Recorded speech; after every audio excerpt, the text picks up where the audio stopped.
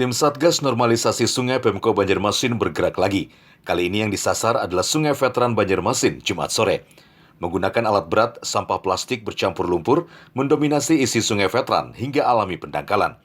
Target pengerukan dan pembongkaran untuk memperlancar sungai agar tidak mampet terus digalakan, meski sejumlah warga minta mediasi untuk pergantian. Yang dikatakan bongkar nego, ya, itu dalam hal kita pembongkaran dalam tanggap darurat ini tidak ada negosiasi, ya.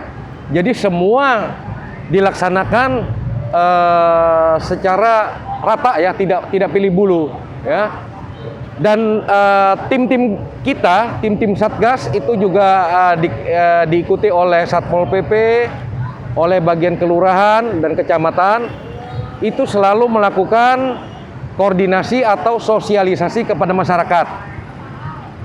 Dan lagi pemerintah juga sudah melakukan himbauan-himbauan kepada masyarakat, ya, agar dapat melaksanakan pembongkaran sendiri.